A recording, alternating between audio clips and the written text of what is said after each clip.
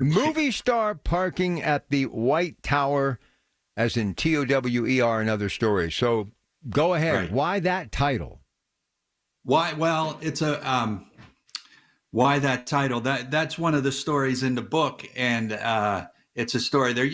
There was White Castle, and then in this area we had White Tower. Right. They Yeah, were sort hamburger of joints. competing. So in Oakland, we had at least three White Towers, one on Craig Street and one on Atwood Street, which is the one that is in the story.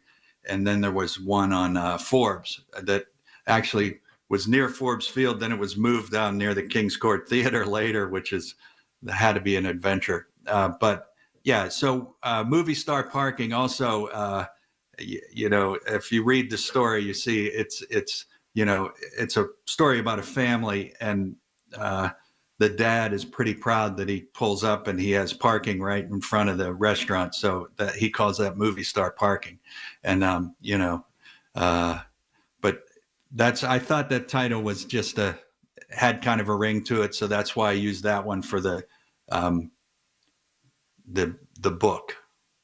Well, I know you have a lot of people, places, and things, and some anecdotes, and obviously growing up in the shadow of the great University of Pittsburgh and Pitt Stadium and the Cathedral of Learning. So fill in some of the characters and some of the storylines in this book, okay? And by the way, Amazon, anywhere good books are sold, you can get this book. Yep. Of course, its author joining me right now, Patrick Halferty. Of course, you can see this interview stream live at kdkradio.com by clicking on KDK Watch. Go ahead, Pat. Right. Well, as you said, Oakland was filled when I was growing up with, interesting characters and places and history. And this is why a lot of what I write takes place in the neighborhood or has some connection to Oakland. And that's not unique. Writers generally write about what they know, and their life experiences, have influence on their style and the characters and the content of what they write. So, you've been talking about it a lot tonight in Pittsburgh and in our region.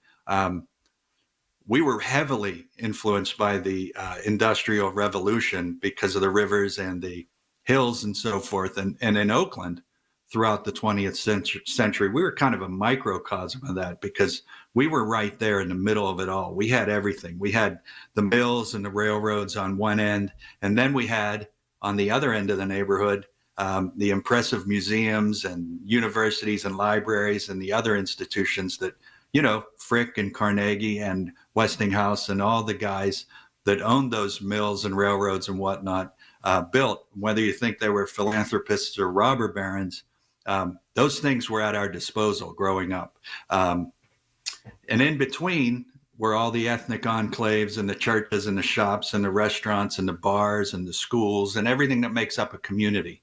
So we even had a major league ballpark until 1970. So it was in that way unique, So that's why I kind of like to write about Oakland and, the neighborhood. So.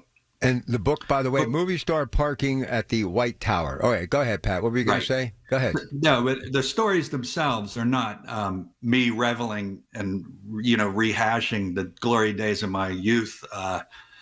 That's fun to do if I get together with my friends at a bar or whatever, but nobody wants to read that. Those are anecdotes. They're not kind of fully fleshed out stories. You know what I mean? With an arc and a beginning and a middle and an end. So, although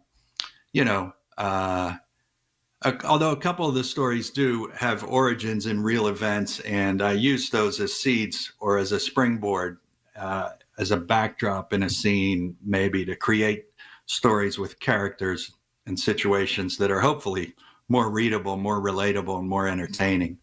But for instance, in the story, movie star parking at the White Tower, it starts out on Christmas Eve with the family going to the White Tower on Atwood Street after midnight mass. And that's something that my family did before I was around. I'm the youngest of 5. And they would go to the White Tower on Craig Street after midnight mass at St. Paul Cathedral. After that, it's pure fiction, although there's some other scenes in that story that are, have some real events as backdrops, but not, the story itself is fiction. But, the themes of these stories are universal. They're not, you don't have to have grown up in Pittsburgh or Oakland to enjoy them. They're human stories about loss and love and belonging and redemption and all the things, we go through in a Rust Belt city. And, if you do know the city, you'll recognize some of the things. But if you don't, that's okay too. They could take place anywhere. As I said, it's sort of my love letter to Oakland, I guess. Well, let me leave you with this. I love Oakland.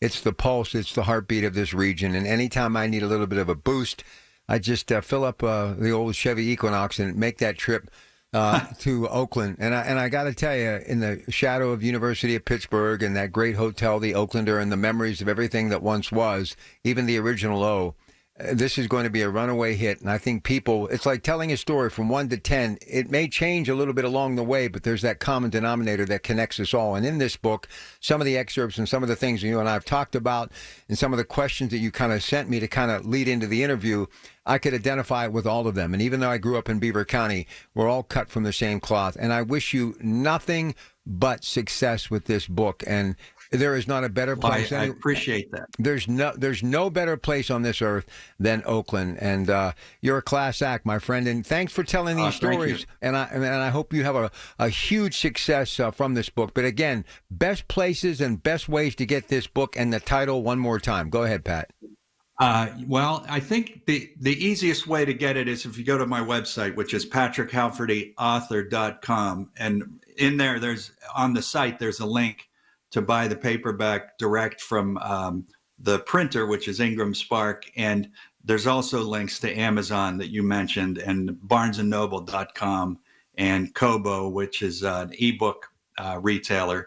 But you can also just Google movie star parking at the White Tower, because I don't think there's anything else on earth with that name. And but my goal, which I'm working on now, is I'm a big fan of independent bookstores and brick and mortar, storefront bookstores and that kind of thing, and libraries, because I did grow up going to that library in Oakland. Our dad would take us there and religiously. And, my goal is to get it into some local bookstores and also into some libraries. And we're working on that right now. So hopefully that'll be soon. And when that happens, I'll alert everybody. Well, just remember, Patrick, many, many years, over 50 years ago, a guy by the name of George Lucas hired some unknown actors, Harrison Ford, Richard Dreyfuss, and Ron Howard, who was known from this television show that he had done, and Susan Summers, who never said a single word but drove around in a Thunderbird, and Wolfman Jack was doing what he did. His character actually came to life as an announcer in that movie, and that movie turned out to be American Graffiti. So never say never, young man. Cindy Williams also. Absolutely. Yeah. Absolutely. Listen, great movie. You're going to have to come back when I can spend more time, and let's just chat it up a little bit. But I got to tell you, as much as I live in the present and I see all of the growth, but especially someone like yourself who grew up there, you have to drive around and say, what happened? Where did it all go? Because there were really some amazing things. Well, I think part of it is an evolution. I mean, there's a lot of good things. Yep. That have come into the high tech, everything that we have in Oakland is still a fantastic place. I mean, but yeah, in the region, like I said, it's a pretty complex problem. I mean, it's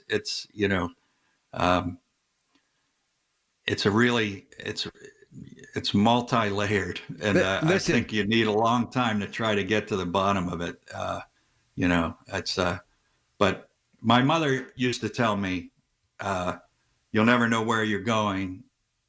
You'll never, if you don't know where you came from, you'll never know where you're going. I mean, and she didn't coin that phrase, but it's the truth. I mean, we have to learn from that history, and